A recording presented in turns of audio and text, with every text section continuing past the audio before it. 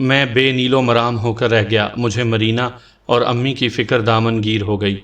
وہ جب چودھری باسط کے مشٹنڈوں کو دیکھیں گی تو وہ حقیقتاً گھبرا جائیں گی، مگر اب کچھ نہیں ہو سکتا تھا، اس لیے میں بے بسی کے گھونٹ پی کر رہ گیا۔ تقریباً 1 گھنٹے کے بعد رفیق اپنے ساتھی کے ساتھ وارد ہوا۔ اس کے ساتھی کے ہاتھ میں چھوٹی نال والا ریوالور تھا۔ وہ دروازے سے لگ کر کھڑا ہو گیا، جبکہ رفیق نے میرے بازوؤں کے گرد بندھی رسیاں کھولنی شروع کر دیں۔ شاید وہ مجھے کہیں لے کر جا رہے تھے۔ کیا تم میرے گھر سے کمپیوٹر اور میرا سیل فون لے آئے ہو؟ میں نے رفیق سے مخاطب ہو کر کہا تو اس نے اسبات میں سر ہلا دیا۔ تم نے میرے گھر والوں کو؟ رفیق میری بات کاٹ کر بولا، انہیں کچھ نہیں کہا، تمہاری بہن اور ماں کو ایک کمرے میں بند کر دیا تھا، وہ ٹھیک ہیں۔ اس کی بات سن کر میرے چہرے پر اطمینان کے تاثرات ابھر آئے۔ میں نے ایک ٹھنڈی سانس ہوا کے سپرد کی، پھر جیسے ہی میں رسیوں سے آزاد ہوا تو میں نے سکون کی سانس لیتے ہوئے اٹھ کر کھڑا ہو گیا۔ بازو مسلسل ایک ہی رخ پر بندھے ہونے کی وجہ سے شل ہو چکے تھے۔ میں اپنی گردن کو دائرے کے انداز میں گھمانے لگا جیسے ریسلر کرتے ہیں۔ بازوؤں کو بھی ادھر ادھر گھمایا تاکہ میں خود کو حشاش بشاش کر سکوں۔ بیٹھے بیٹھے جسم اکڑ گیا تھا۔ رفیق اور اس کا ساتھی بغور میری طرف دیکھ رہے تھے۔ دروازے پر موجود شودے کے ریوالور کا رخ بدستور میری طرف ہی تھا۔ چلو اب، رفیق کی آواز میری سماعت سے ٹکرائی تو میں دروازے کی طرف بڑھ گیا۔ رفیق نے بھی اپنے لباس کی جیب سے چھوٹی نال والا ایک ریوالور نکال لیا تھا۔ کوئی شرارت مت کرنا ورنہ، رفیق نے اپنی بات ادھوری چھوڑتے ہوئے کہا۔ وہ دونوں مجھے لے کر ایک اور کمرے میں پہنچ گئے جہاں چودھری باسط موجود تھا۔ وہ کرسی پر بیٹھا LCD پر جھکا باریک بینی سے کچھ تلاش کر رہا تھا۔ میز پر میرا سسٹم رکھا ہوا تھا اور چودھری باسط شاید وہ ویڈیو تلاش کر رہا تھا جس میں وہ ببلی کے ساتھ تھا۔ اس کے بائیں ہاتھ کی انگلیوں میں ایک سگریٹ پھنسا ہوا تھا جس کی چنگاری دہکتی ہوئی واضح دکھائی دے رہی تھی۔ میرا پرانا سیل فون بھی میز پر پڑا ہوا تھا۔ مجھے دیکھ کر چودھری اٹھ کھڑا ہوا۔ میں نے سیل فون سے تو ویڈیو اڑا دی ہے لیکن تمہارے کمپیوٹر سے نہیں مل رہی۔ چودھری باسط مجھ سے مخاطب ہوا۔ بیٹھو اور میرے سامنے ویڈیو ڈیلیٹ کرو۔ میں آہستہ آہستہ چلتا ہوا کرسی پر بیٹھا اور کمپیوٹر کی طرف متوجہ ہو گیا۔ رفیق اور اس کا ساتھی دروازے پر ہی اٹینشن کھڑے ہو گئے تھے۔ میں نے کمپیوٹر میں بھی ویڈیو ایسی جگہ چھپا کر سیو کی ہوئی تھی کہ چودھری لاکھ بار سر پٹک لیتا ویڈیو تلاش نہیں کر سکتا تھا۔ چودھری نے ایک کرسی اٹھا کر میرے عقب میں رکھی اور اس پر بیٹھ کر LCD کی سکرین کی طرف دیکھنے لگا۔ میں نے اس کے سامنے ویڈیو تلاش کر کے آن کی۔ تھوڑی سی ویڈیو دیکھنے کے بعد چودھری باسط کی آواز گونجی، ٹھیک ہے، اسے ڈیلیٹ کر دو۔ میں نے ویڈیو ڈیلیٹ کر دی اور چودھری باسط کی طرف دیکھ کر بولا، میں نے تمہارا کام کر دیا ہے چودھری، اب تو مجھے چودھری ساجد کے بارے میں بتا دو۔ ارے تمہاری سوئی چودھری ساجد پر ہی اٹکی ہوئی ہے، چودھری باسط خشونت بھرے لہجے میں بولا۔ میں نے کہا تھا نا کہ میں کسی چودھری ساجد کے بارے میں نہیں جانتا۔ میں نے ہونٹ بھینچ لیے۔ چودھری باسط چند لمحے خاموش رہنے کے بعد بولا، تم نے میری ویڈیو بنا کر بہت بڑا جرم کیا ہے۔ میں اگر چاہوں تو تمہیں گولی بھی مار سکتا ہوں، لیکن مجھے تم پر ترس آ رہا ہے، اس لیے میں تمہیں زندہ چھوڑ رہا ہوں۔ لیکن میری ایک بات کان کھول کر سن لو، بلکہ اپنے دماغ میں بٹھا لو۔ اتنا کہہ کر وہ خاموش ہوا اور سگریٹ کا کش لے کر فضا میں دھواں چھوڑنے لگا۔ میں اس کی بات سننے کا منتظر تھا۔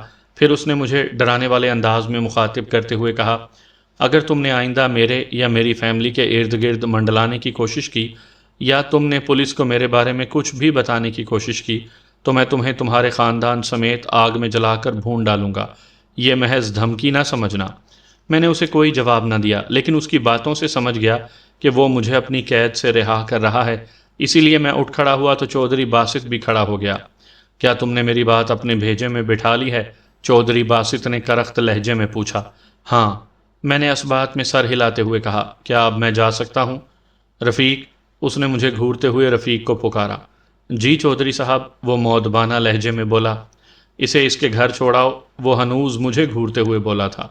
ٹھیک ہے چودھری صاحب، رفیق نے جواب دیا اور پھر اس نے آگے بڑھ کر ریوالور میرے پہلو سے لگایا اور مجھے چلنے کا اشارہ کیا۔ میں نے اپنا کمپیوٹر سسٹم اٹھانا چاہا تو چودھری باسط نے کہا، اسے یہیں پڑا رہنے دو، تم اسے نہیں لے جا سکتے۔ اس میں میرے کام کی چیزیں ہیں، میں نے کہا۔ چودھری باسط نے انکار میں سر ہلا دیا، میں کچھ نہیں جانتا، تم اسے ساتھ نہیں لے جا سکتے، میں تمہاری زندگی بخش رہا ہوں، کیا یہ تمہارے لیے قیمتی نہیں؟ رفیق اور اس کا ساتھی مجھے اپنے کمرے میں لے آئے۔ پھر رفیق نے میری آنکھوں پر پٹی باندھی اور پھر مجھے بازوؤں سے پکڑ کر کار میں بٹھایا اور تھوڑی دیر کے بعد کار چل پڑی۔ رفیق اور اس کے ساتھی میرے دائیں بائیں ہی بیٹھے تھے اور ان کے ریوالوروں کی نالیں میرے پہلوؤں سے لگی ہوئی تھیں۔ میں حیران تھا کہ چودھری باسط نے مجھے زندہ کیوں چھوڑ دیا تھا۔ اسے شاید وہ ویڈیو درکار تھی اور وہ ثبوت مٹانا چاہتا تھا، اور ساتھ ہی مجھے دھمکانا بھی چاہتا تھا۔ اگر وہ خود کو بڑا شاطر، جہاں دیدہ اور زیرک سمجھتا تھا، تو میں بھی اگر خود کو اس کی طرح نہیں سمجھتا تھا، لیکن اس سے کم نہیں تھا۔ میں نے اس کی ویڈیو کی کاپی ایک اور کارڈ میں بھی محفوظ کی ہوئی تھی، جسے میں نے اپنے کمرے کے کارپیٹ کے نیچے چھپایا ہوا تھا۔ میں نے ایسا دانستہ کیا تھا یا غیر دانستہ، لیکن میرے لیے ابھی وہ کارآمد تھا۔ چودھری باسط سے چودھری ساجد کے بارے میں معلوم کرنا تھا، لیکن سب سے پہلے مجھے اپنی فیملی کو محفوظ جگہ پہنچانا تھا۔ چودھری باسط کو جب میں بتاؤں گا کہ اس کی ویڈیو کی ایک اور کاپی میرے پاس محفوظ ہے، تو وہ پاگل کتے کی طرح مجھے کاٹ کھانے کو دوڑے گا۔ اب میں آخری پتہ اس کی طرف پھینکوں گا۔ اگر اس نے چودھری ساجد کے بارے میں نہ بتایا تو میں اس کی ویڈیو چینلز پر دے دوں گا، پھر جو ہوگا دیکھا جائے گا۔ تقریباً 40 منٹ کے بعد کار رکی اور رفیق نے میری آنکھوں سے پٹی اتاری تو میں نے دیکھا کہ کار میرے گھر کی گلی کی نکڑ پر موجود تھی۔ رفیق کے کار سے اترنے کے بعد میں بھی کار سے نیچے اترا۔ رفیق دوبارہ اندر بیٹھ گیا۔ اس کے بیٹھتے ہی ڈرائیور نے کار آگے بڑھا دی۔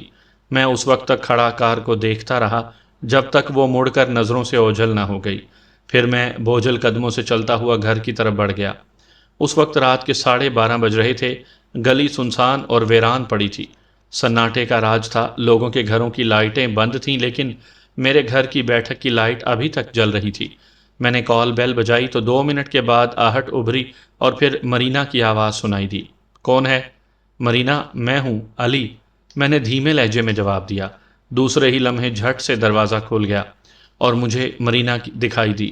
اس کے چہرے پر خوف اور پریشانی کے ملے جلے تاثرات ابھرے ہوئے تھے۔ میں دروازہ بند کر کے پلٹا تو وہ بھائی کہتی ہوئی مجھ سے لپٹ گئی اور رونے لگی۔ میں نے شفقت بھرے انداز میں اس کے سر پر پیار کیا۔ وہ لمحہ بے حد جذباتی تھا۔ میری آنکھوں میں بھی نمی اتر آئی تھی، تاہم میں نے ضبط کیا۔ ارے پگلی، کیوں رو رہی ہو؟ میرا لہجہ شفقت سے بھرپور تھا۔ وہ بہت خطرناک لوگ تھے، وہ ہچکیوں کے درمیان بولی۔ میں ڈر گئی تھی کہ آپ کو مجھے کچھ ہوا تو نہیں نا؟ دیکھو میں تمہارے سامنے ٹھیک ٹھاک کھڑا ہوں، میں نے کہا۔ پہلے روزینہ کی جدائی کا غم اور دکھ کم تھا کہ اب میری وجہ سے اس کے دکھ میں اضافہ ہو گیا تھا۔ مرینا کو جذباتی دیکھ کر میری آنکھوں سے بھی آنسو نکل آئے تھے، اور اسی لمحے میں نے چودھری باسط اور اس کے بیٹے شانی سے بدلہ لینے کا مصمم ارادہ کر لیا تھا۔ میں اسے کسی صورت چھوڑنے والا نہیں تھا۔ میں نے آنسو پیے اور دلاسا دیتے ہوئے بولا، اچھا رو مت، اللہ بہتر کرے گا، چلو۔ میں اسے تھامے ہوئے صحن میں آ گیا۔ پھر ہم کرسیوں پر بیٹھ گئے اور وہ مجھے بات بتانے لگی، جس کا لبے لباب یہ تھا کہ دروازے پر دستک ہوئی تو اس نے دروازے پر جا کر پوچھا تو کسی نے میری آواز کی نقل کر کے میرا نام بتایا تھا۔ مرینا آواز سن کر یہی سمجھی تھی کہ میں آیا ہوں، تو اس نے دروازہ کھول دیا تھا۔ وہ 3 تھے جنہوں نے مرینا کو امی کے کمرے میں بند کر دیا تھا، اور پھر وہ میرے کمرے سے میرا کمپیوٹر اور الماری سے سیل فون نکال کر لے گئے تھے۔ جاتے جاتے ایک نے کمرے کا دروازہ کھول دیا۔ یہ تو شکر ہوا تھا کہ امی اس وقت سو رہی تھی اور انہیں ان کے آنے کا پتہ نہیں چلا تھا، ورنہ ان کی طبیعت بگڑ جاتی تو گڑبڑ ہو سکتی تھی۔ لیکن شکر ہے کہ ایسا کچھ نہیں ہوا تھا۔ بھائی وہ کون تھے؟ اور ساری تفصیل بتانے کے بعد اس نے پوچھا۔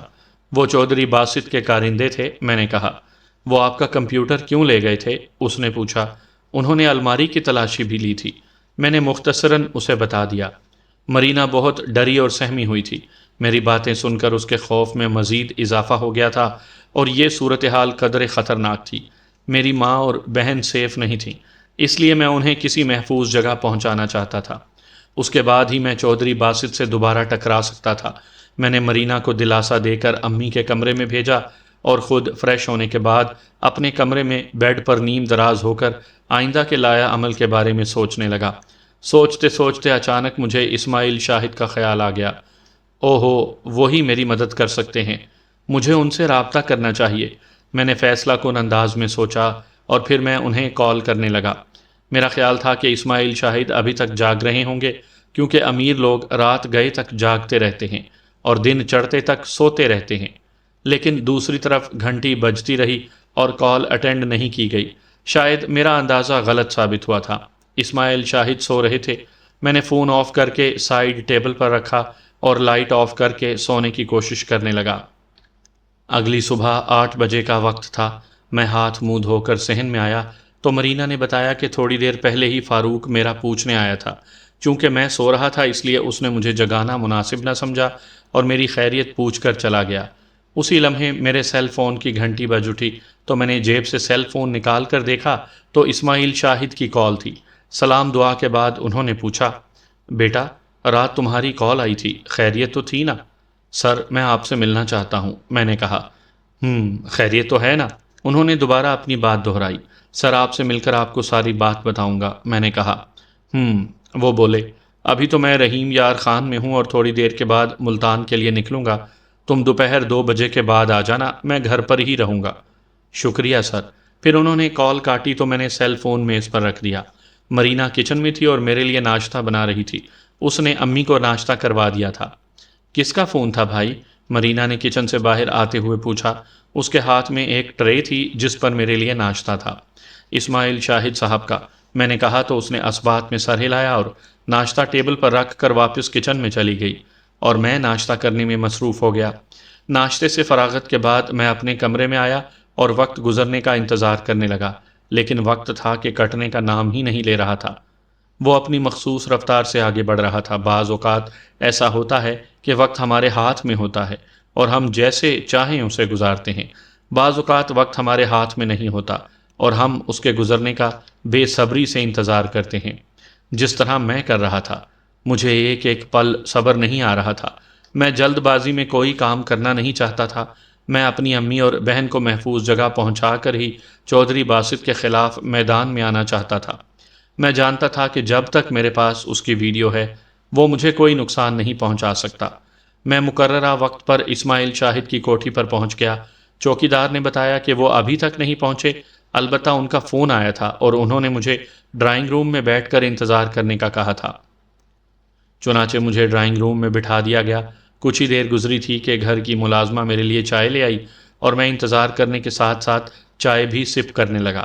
تقریباً آدھے گھنٹے کے بعد اسماعیل شاہد صاحب آ گئے۔ دعا سلام اور حال احوال پوچھنے کے بعد میں نے انہیں اپنی آمد کے بارے میں بتایا۔ انہوں نے بڑے غور سے میری باتیں سنی تھیں۔ ان کے ہونٹ بھنچے ہوئے تھے اور چہرے پر عجیب سے تاثرات ابھرے ہوئے تھے جنہیں میں سمجھنے سے قطعاً قاصر تھا۔ ساری بات بتانے کے بعد میں ان کے چہرے کی طرف دیکھنے لگا۔ میں نے انہیں یہ نہیں بتایا تھا کہ میرے پاس چودھری باسط کی ببلی کے ساتھ والی ویڈیو کی ایک اور کاپی محفوظ ہے۔ مجھے خود بھی یہ سمجھ نہیں آیا تھا کہ میں نے انہیں یہ بات کیوں نہیں بتائی تھی۔ مجھے ایسے محسوس ہوا تھا جیسے کسی نادیدہ قوت نے مجھے یہ بتانے سے روک دیا ہو، حالانکہ اب تک میں اپنی ساری باتیں ان سے شیئر کرتا آیا تھا۔ دیکھو علی، اسماعیل شاہد صاحب گلا کھنکار کر بولے، میں نے تم سے پہلے بھی کہا تھا کہ چودھری باسط سے پنگا نہ لو، لیکن تم نے میری بات نہیں مانی۔ اب نتیجہ تمہارے سامنے ہے۔ اگر ویڈیو حاصل کرنے کے بعد وہ تمہیں گولی مار دیتا تو تمہاری ماں اور بہن کا کیا ہوتا؟ آپ ٹھیک کہہ رہے ہیں سر، میں نے شرمندگی بھرے لہجے میں کہا، لیکن مجھے اس کے ذریعے چودھری ساجد تک پہنچنا ہے، کیونکہ وہ جانتا ہے کہ چودھری ساجد کون ہے اور اس کا ٹھکانہ کہاں ہے۔ دونوں باپ بیٹا چودھری ساجد سے ملے ہوئے ہیں اور اس کے لیے کام کرتے ہیں۔ میری بہن کی گمشدگی کی وجہ سے میری ماں کی حالت ٹھیک نہیں ہے۔ یہ بھی تو ہو سکتا ہے کہ شانی نے غلط بیانی کی ہو۔ اسماعیل شاہد صاحب بولے تو میں چونک پڑا۔ نہیں سر، مجھے یقین ہے کہ اس نے سچ بولا تھا۔ وہ پولیس کے سامنے بھی بیان دینے پر تیار تھا۔ میں نے کہا، ایسے لوگوں سے کچھ بعید نہیں ہوتا علی۔ وہ بولے، اب تم مجھ سے کیا مدد چاہتے ہو؟ وہ بولے، سر، میں نے جواب دیا، مجھے کوئی محفوظ ٹھکانہ چاہیے۔ کیا مطلب؟ کیسا ٹھکانہ؟ سر، میری ماں اور بہن محفوظ نہیں ہیں۔ میں نے وضاحت کی، میں انہیں کسی ایسی محفوظ جگہ رکھنا چاہتا ہوں جہاں چودھری باسط یا اس کا کوئی کارندہ نہ پہنچ سکے۔ پھر میں چودھری باسط کے خلاف کام کروں گا اور ایسا ثبوت حاصل کروں گا کہ وہ نہ صرف میرے سامنے گھٹنے ٹیکنے پر مجبور ہو جائے بلکہ مجھے چودھری ساجد تک بھی پہنچا دے۔ اسماعیل شاہد نے ہنکارا بھرا، کیا تم اپنا مکان فروخت کر دو گے؟ جی سر۔ اسی شہر میں نیا مکان خریدنا چاہتے ہو یا دوسرے شہر میں؟ انہوں نے استفسار کیا۔ کسی دوسرے شہر میں۔ اسماعیل شاہد نے اس بات میں سر ہلایا، لیکن میں تمہیں ایک بار پھر مشورہ دینا چاہتا ہوں کہ تم بھیڑیوں کے جتھے میں چھلانگ نہ لگاؤ، ان سے دور رہو۔ پولیس تمہاری بہن اور اسے اغوا کرنے والوں کو تلاش کر رہی ہے، لہٰذا اسے اپنا کام کرنے دو۔ چودھری باسط نے اس بار تو تمہیں زندہ چھوڑ دیا ہے، ہو سکتا ہے اگلی بار وہ تمہیں نہ چھوڑے۔ سر، ابھی تک پولیس نے کوئی پیش رفت نہیں کی، میں نے سنجیدہ لہجے میں کہا، اور میرا نہیں خیال کہ پولیس کچھ کر بھی سکے گی۔ آپ یہی دیکھ لیں، چند روز پہلے میری آنکھوں کے سامنے ایک لڑکی اغوا ہو گئی تھی، اور ابھی تک پولیس اسے بھی برآمد کرنے میں ناکام رہی۔ اسماعیل شاہد صاحب سوچ میں غرق ہو گئے۔ ڈرائنگ روم میں گہرا سکوت چھایا ہوا تھا، کئی ساعتیں اسی طرح خاموشی کی نظر ہو گئیں۔ چند لمحوں کے بعد اسماعیل شاہد صاحب نے میری طرف دیکھتے ہوئے متذبذب لہجے میں کہا، سمجھ نہیں آ رہا تمہیں بھیڑیوں سے بھیڑنے سے کیسے بچاؤں؟ تم خود ہی ان کے درمیان کود رہے ہو، مجھے تمہاری بہت فکر ہو رہی ہے۔ میں نے تسلی آمیز لہجے میں کہا، سر آپ فکر نہ کریں، اللہ نے چاہا تو مجھے کچھ نہیں ہوگا۔ میں ڈی آئی جی احسان اللہ سے دوبارہ بات کروں گا۔ اسماعیل شاہد بولے، وہ اپنے ماتحتوں پر دباؤ ڈالیں گے تو پولیس اغوا کاروں اور تمہاری بہن کو ضرور ٹریس کر لے گی۔ میں نے کہا، سر آپ ان سے بھی بات کر لیں لیکن میرا کام بھی کر دیں۔ اسماعیل شاہد نے اس بات میں سر ہلا دیا۔ ہمارے درمیان 10 سے 15 منٹ تک اسی موضوع پر گفتگو ہوتی رہی۔ وہ مجھے مسلسل خطرے میں پڑنے سے روکتے رہے، لیکن میں ہنوز اپنی ضد پر اڑا رہا تھا۔ شاید انہیں میری زندگی عزیز تھی، اسی لیے وہ مجھے باز رہنے کا کہہ رہے تھے۔ بالآخر اسماعیل شاہد صاحب نے طویل سانس لیتے ہوئے کہا، میں تو چاہتا تھا کہ تم بھیڑیوں سے نہ ٹکراؤ، لیکن تم اپنی ضد پر اڑ گئے ہو۔ اب میں کیا کہہ سکتا ہوں؟ غریبہ آباد کالونی میں میرے ایک دوست کا مکان کرائے کے لیے خالی ہے، تم اپنی ماں اور بہن کو وہیں شفٹ کر دو۔ کرائے کی تم فکر نہ کرنا، وہ میرا مسئلہ ہے، جب تک میں دوسرے شہر میں تمہارے لیے مکان کا بندوبست کرتا ہوں۔ میں نے ممنون لہجے سے کہا، شکریہ، میں تمہیں مکان کی لوکیشن بھیج دوں گا۔ اسماعیل شاہد صاحب نے کہا، تم جب چاہو وہاں شفٹ ہو سکتے ہو، میں اپنے دوست سے بات کر لیتا ہوں۔ اور ہاں، تمہیں فرنیچر لے کر آنے کی ضرورت نہیں ہے، وہاں فرنیچر اور ضرورت کا ہر سامان موجود ہے۔ آپ کا بے حد شکریہ سر، میں نے مسرت بھرے لہجے میں کہا۔ پھر میں مزید چند باتیں کرنے کے بعد ان سے اجازت لے کر اٹھ کھڑا ہوا۔ مجھے خرچے کے لیے انہوں نے کچھ پیسے بھی دیے تھے۔ میں لینا تو نہیں چاہتا تھا کیونکہ شرمندگی آڑے آ گئی تھی، لیکن انہوں نے زبردستی میری جیب میں ٹھونس دیے تھے۔ میں جب گیٹ سے باہر نکل رہا تھا تو اسی لمحے آف وائٹ کلر کی ایک کار وہاں آ کر رکی۔ کار کی ڈرائیونگ سیٹ پر شانزے بیٹھی تھی۔ میں اسے وہاں دیکھ کر چونکا تو وہ بھی مجھے دیکھ کر چونک پڑی تھی۔ وہ جلدی سے دروازہ کھول کر باہر نکل آئی۔ ہم دونوں کافی دنوں کے بعد ایک دوسرے کو دیکھ رہے تھے۔ مجھے دیکھ کر وہ ایسے کھل اٹھی تھی جیسے میں صدیوں بعد اسے ملا ہوں۔ کیسے ہو علی؟ وہ کار کا دروازہ بند کر کے میری طرف بڑھتی ہوئی بولی۔ میں ٹھیک ہوں، تم کیسی ہو؟ میں ٹھیک نہیں ہوں، اس نے جواب دیا تو میں چونکا۔ کیا مطلب؟ کیا ہو گیا ہے تمہیں؟ میں نے پوچھا۔ وہ چند لمحے محبت پاش نظروں سے مجھے دیکھتی رہی، پھر بولی، وہ دراصل اچھا چھوڑو، یہ بتاؤ تم میری کال ریسیو کیوں نہیں کرتے؟ اس کے لہجے میں شکوہ، خفگی اور شکایت تھی۔ میری سمجھ میں نہیں آ رہا تھا کہ میں اسے کیا جواب دوں۔ اپنی موجودہ کنڈیشن تو اسے بتانے سے رہا، تاہم میں نے کہا، سوری شانزے، دراصل میں ان دنوں بہت بزی رہا ہوں، اس لیے تمہاری کال اٹینڈ نہیں کر سکا۔ تم بتاؤ تم یہاں کیسے؟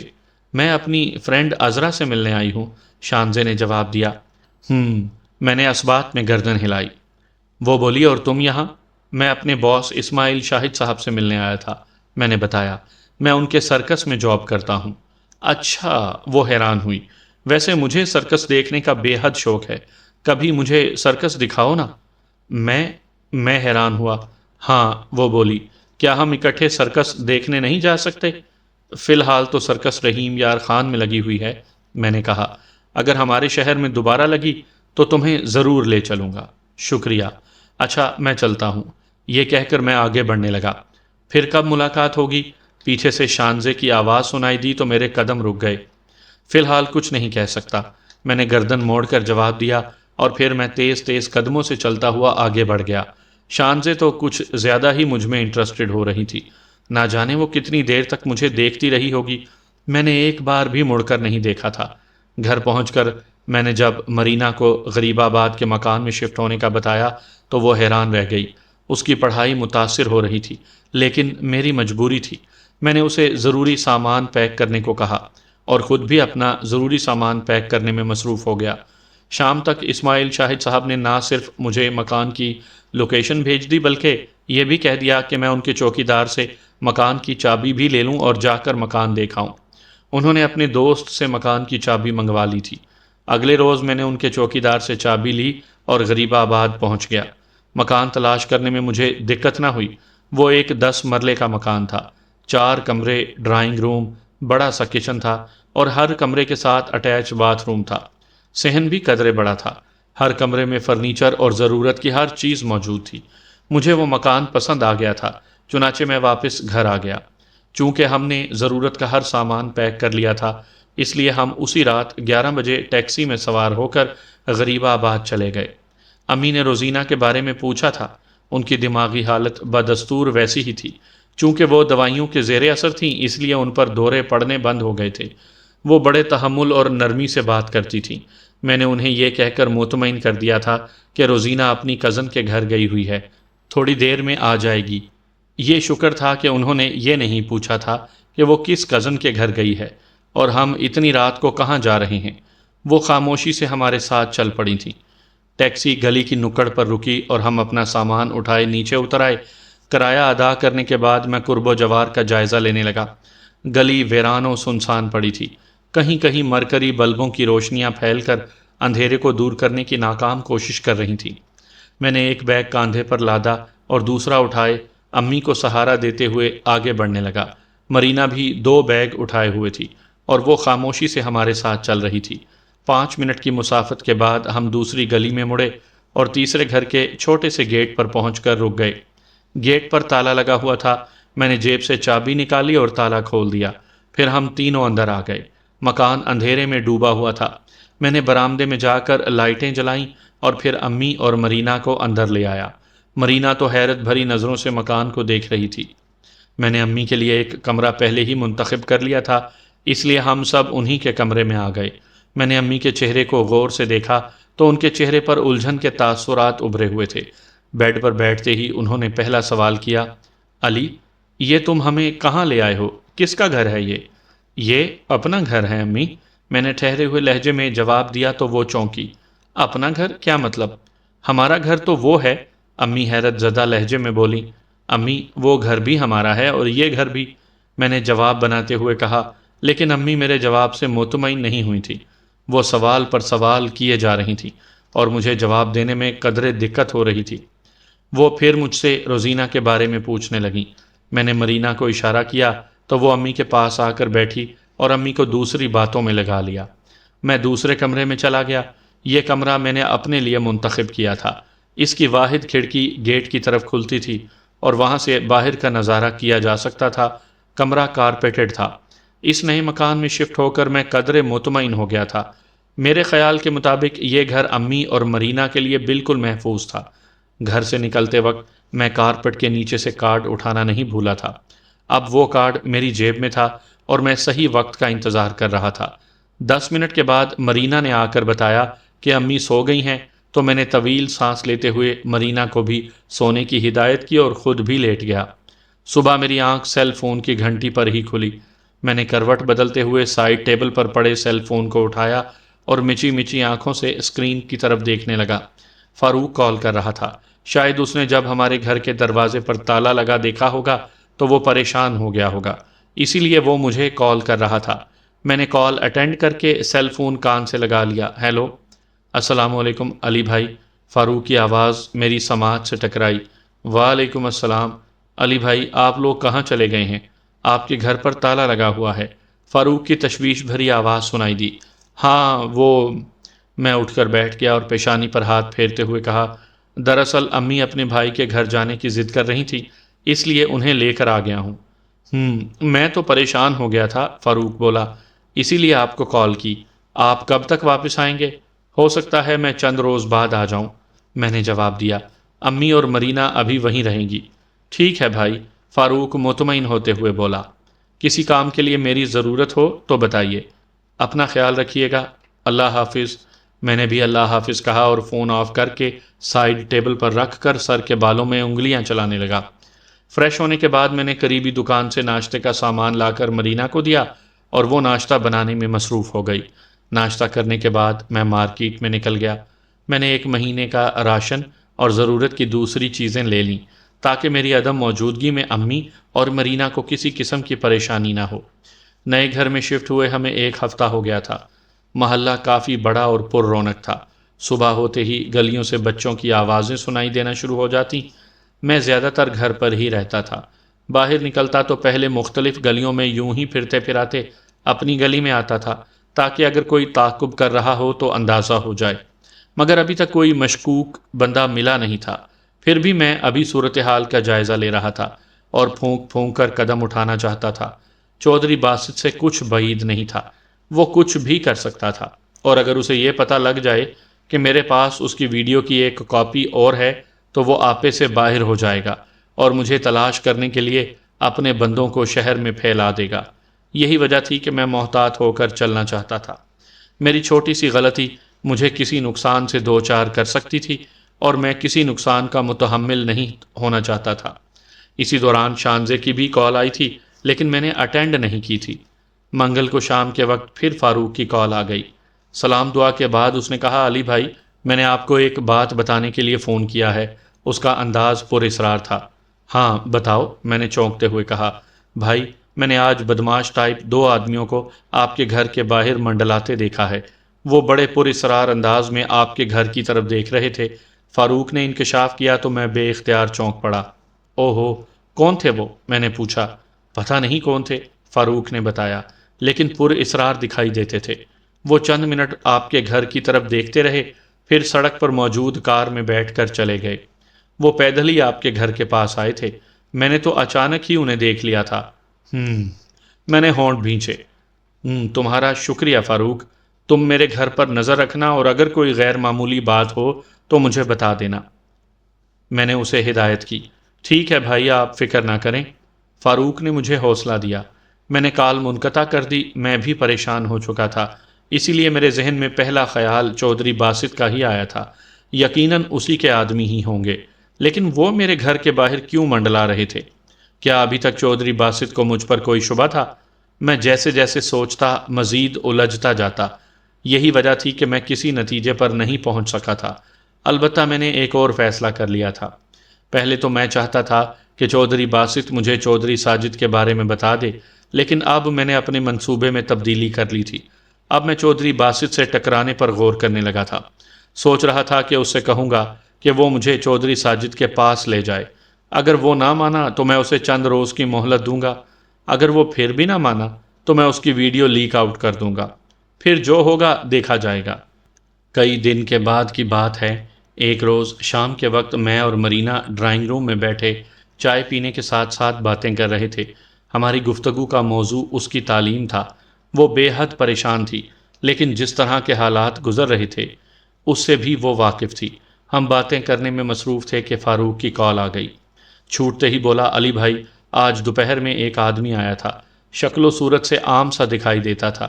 اس نے مجھ سے آپ کے گھر کے دروازے کی طرف اشارہ کرتے ہوئے پوچھا کہ کیا یہ مکان کرائے کے لیے خالی ہے؟ تو میں نے انکار کر دیا اور بتایا کہ نہیں۔ پھر اس نے کہا کہ اسے کسی نے بتایا تھا کہ یہ مکان کرائے کے لیے خالی ہے۔ پھر وہ آپ کے بارے میں پوچھنے لگا۔ میں نے اسے یہی بتایا کہ اسے جس نے بھی بتایا ہے غلط بتایا ہے۔ گھر کے مکین اپنے رشتہ داروں کے ہاں گئے ہوئے ہیں۔ پھر وہ چلا گیا۔ میں نے تو اسے عام بات سمجھی تھی، لیکن تھوڑی دیر پہلے میں نے اسے گلی کی نکڑ پر دیکھا تھا۔ مجھے دیکھتے ہی وہ جلدی سے کہیں چھپ گیا تھا۔ فاروق کی بات سن کر میں ایک بار پھر الجھن میں مبتلا ہو گیا۔ تاہم میں نے اسے تسلی دی اور اسے ہوشیار رہنے کی تلقین کر کے کال منقطع کر دی۔ مجھے پریشانی نے تو نہیں گھیرا تھا، لیکن میری پیشانی پر سوچ کی لکیریں ضرور نمودار ہو گئی تھیں، جنہیں مرینا نے بھی دیکھ لیا تھا۔ بھائی، کیا کوئی مسئلہ ہے؟ میں نے چونک کر اس کی طرف دیکھا، پھر کہا، نہیں، کوئی خاص بات نہیں ہے۔ چائے پی لیں، ٹھنڈی ہو رہی ہے، مرینا نے اس بات میں سر ہلاتے ہوئے کہا، اور میں نے کپ اٹھایا اور چائے سپ کرنے لگا۔ میری سوچ کا دائرہ ایک بار پھر چودھری باسط کے گرد گھومنا شروع ہو گیا تھا۔ یہ حرکت اسی کی ہو سکتی تھی۔ ایسے کمینے لوگ اتنی آسانی سے مطمئن نہیں ہوتے، لیکن میں اکیلا اس سے نمٹ نہیں سکتا تھا، اس لیے خاموشی سے مکان تبدیل کیا، مگر وہ اپنی حرکتوں سے باز نہیں آ رہا تھا۔ اسے سبق سکھانا ضروری ہو گیا تھا، لیکن ماں بہن کی وجہ سے مجبور ہو رہا تھا۔ وہ یہاں بھی آ سکتا تھا۔ کیونکہ شہر ایک ہے اس لیے میں غور کرنے لگا کہ کسی طرح ماں بہن کو ایسی جگہ بھیج دوں جہاں وہ پوری طرح محفوظ ہو جائیں، اور تب میں کھل کر ان سے دو دو ہاتھ کروں۔ اس کے یا جس کے بھی پاس میری بہن ہے اسے آزاد کروا لوں، خواہ اس مارکے میں میری جان چلی جائے۔